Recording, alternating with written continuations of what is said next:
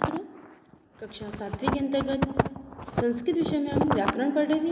व्याकरण में हम शब्द रूप प्रकरण पढ़ रहे थे और शब्द रूप में हम संज्ञा और सर्वनाम के शब्द रूपों को हम पढ़ रहे थे।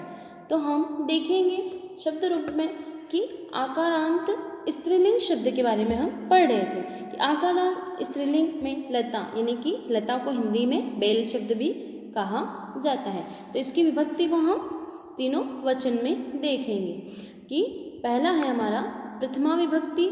तो एक वचन के अंतर्गत लता, द्विवचन में लते और बहुवचन में लता हो। द्वितीय विभक्ति लताम, लते, लता हो। तृतीय विभक्ति के अंतर्गत हम देखेंगे कि लतया, लताभ्याम, लता भी है। चतुर्थी विभक्ति में हम देखेंगे कि लताये, लताभ्याम, लताभ्य। पंचमी विभक्ति उसमें हम देखेंगे एक वचन के अंतर्गत लतायाः, लताभ्याम, लताभ्यः। और हमारी षष्ठी विभक्ति में हम देखेंगे कि षष्ठी विभक्ति में आएगा लतायाः, लतायो, लताना।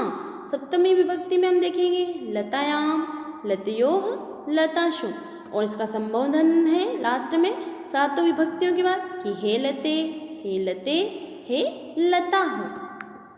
तो इस प्रकार से हम आकारांत में स्त्रीलिंग में हमने लता को देखा, उसी प्रकार से हम रमा, बाला, गंगा, रक्षा, कथा, क्रीड़ा, पाठशाला, शीला, लीला, सीता, गीता, विमला, श्रद्धा, कमला, प्रभा, विभा, सुधा, अमृत, चेष्टा, प्रयत्न, विद्या, कक्षा, व्यथा, व्यथा का अर्थ होता है कष्ट या वेदना का अर्थ होता है पीड़ा, बालिका आदि आकारांत स्त्रीलिंग शब्दों के भी रूप हम इसी में चलाएंगे। जिस प्रकार से हमने लता शब्दों को पढ़ा और लता की हमने विभक्ति बनाई, उसी प्रकार से आप रमा शब्द की, बाला शब्द की विभक्ति बनाएंगे।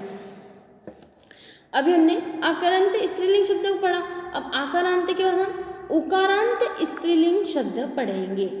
कौन से शब्द रूप को पढ़ेंगे हम पहले? उकारांत स्त्रीलिंग शब्द।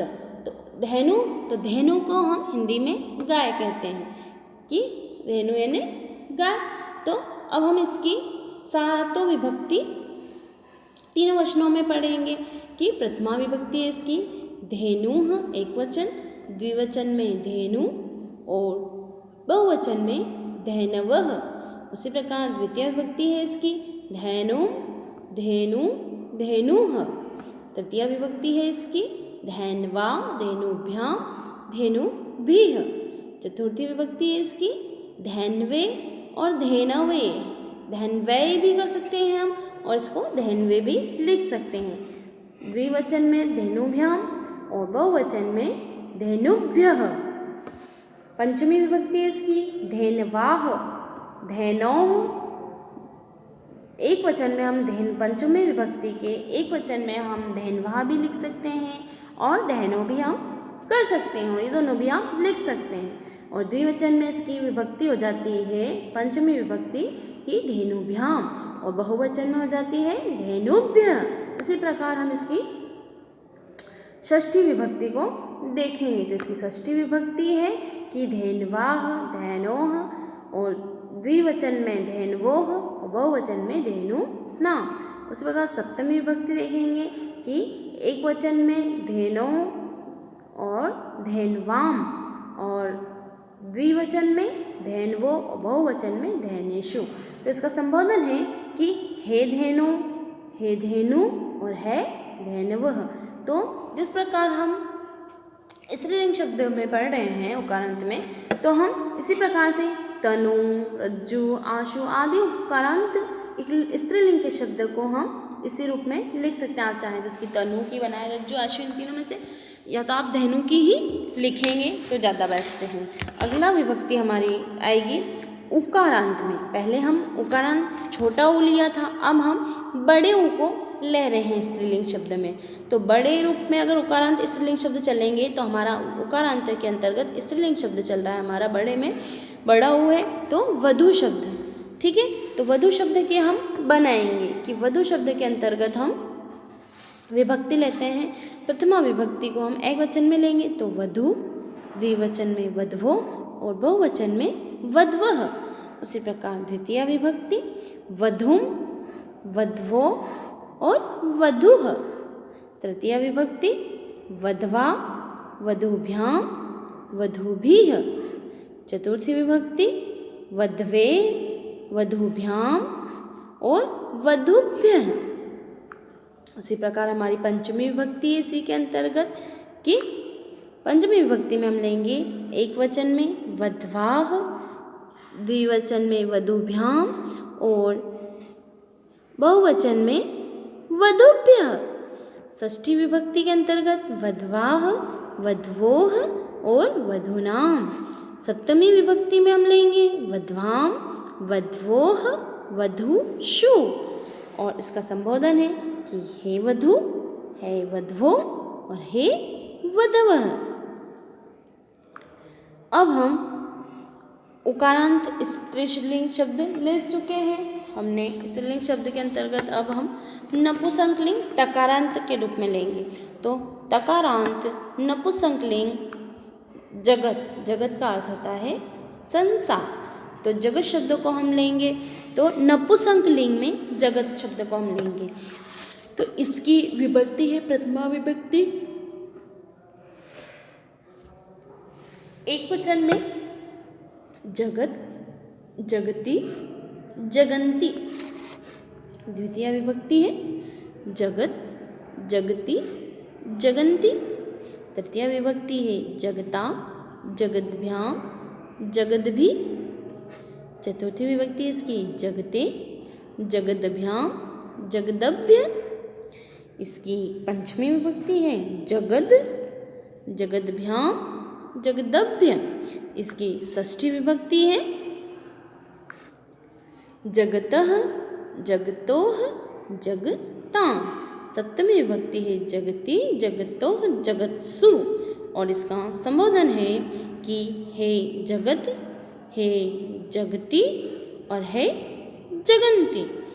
उसी प्रकार से हम ये हमारी संज्ञा शब्द की सारी विभक्तियाँ स्त्रीलिंग, पुल्लिंग और नपुंसकलिंग में पूर्ण हुई। अब हम सर्वनाम शब्द को लेंगे।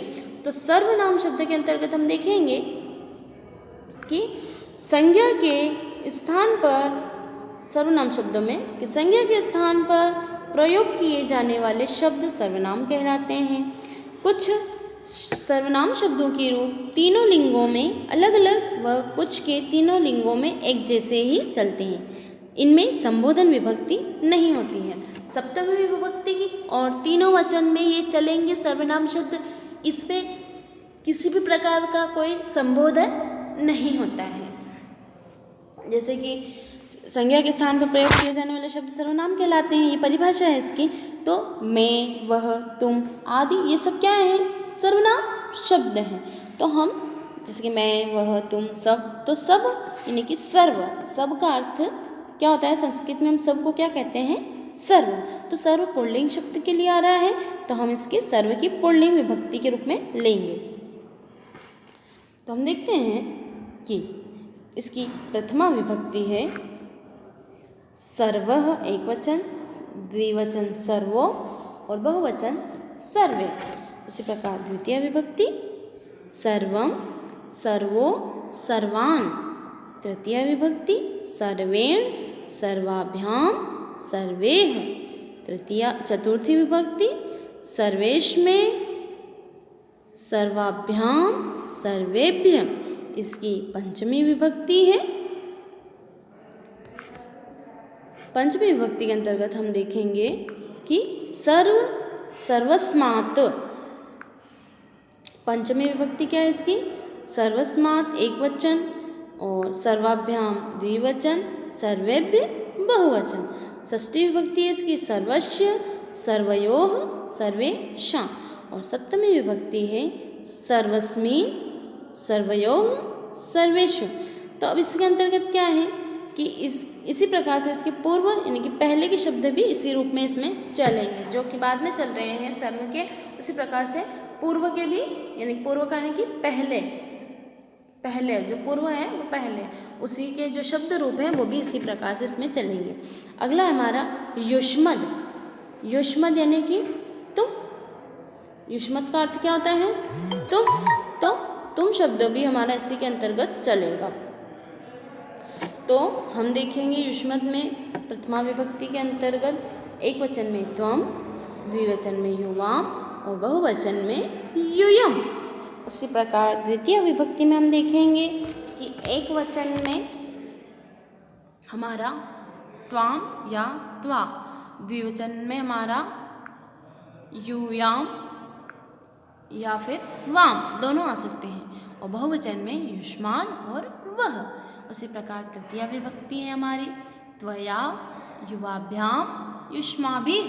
उसी प्रकार से हम अगला है हमारा चतुर्थी विभक्ति। तो चतुर्थी विभक्ति के अंतर्गत हम देखेंगे तुभ्यम, ते, युवाभ्याम, वाम और युष्मभ्यम वह। ये हमारे चतुर्थी विभक्ति में तीनों रूपों में चलेंगे। तीनों वचन में ये दो दो अलग अलग चलेंगे। पंचमी विभक्ति में हमारा एक वचन में त्वत्, द्विवचन में युवाभ्याम और बहुवचन में युष्मत्। षष्ठी विभक्ति में तव और ते एक वचन में, युवयोः और वाम द्विवचन में, युष्माकम और वह बहुवचन में। और सप्तमी विभक्ति हमारी त्वयि, युवयोः, युष्माशुः। तो ये हमारी जो है सारी विभक्ति के इसके अंतर्गत युष्मद यानी कि तुम में पूर्ण हो, ये सर्वनाम शब्दों की विभक्ति है। अगली हमारी है सर्वनाम शब्दों में अस्मद यानी कि मैं यानी कि अश्मद। मैं को संस्कृत में अश्मद के रूप में इस विभक्ति को लिया जाएगा। तो हमारी प्रथमा विभक्ति के अंतर्गत हम देखते हैं कि प्रथमा विभक्ति एक वचन में अहम, द्विवचन में आवाम और बहुवचन में वयम। द्वितीय विभक्ति हमारी माम या फिर माँ, द्विवचन में आवाम, नौ और बहुवचन में अस्मान और नह। ये हमारे दोनों रूप इसमें हो गए। तृतीय विभक्ति के अंतर्गत हम देखेंगे मया, आवाभ्याम, अस्माभिः। चतुर्थी विभक्ति के अंतर्गत हम देखेंगे मध्याम, मैं, आवाभ्याम, नौ और अस्मभ्यम न। ये हमारी चतुर्थी विभक्ति के अंतर्गत हुआ। पंचमी विभक्ति में हम देखेंगे मत, आवाभ्याम, अस्मत्। और षष्ठी विभक्ति के अंतर्गत मम और मैं एक वचन, आवयोः और नौ द्विवचन और अस्माकम और न बहुवचन में आएगा। और सप्तमी विभक्ति में मयि, आवयोः, अस्माशु। तो हमने युष्मद और मैं के लिए हमने अस्मत् शब्दों को लिया। तो अस्मत् के जो तीनों रूप हैं, तीनों लिंगों में एक समान ही यह चलते हैं। ठीक है, तो आपके यह शब्द संज्ञा और सर्वनाम शब्द पूर्ण हुए हैं। अब आप इन्हें अपनी कॉपी में लिखेंगे और पढ़ेंगे। धन्यवाद।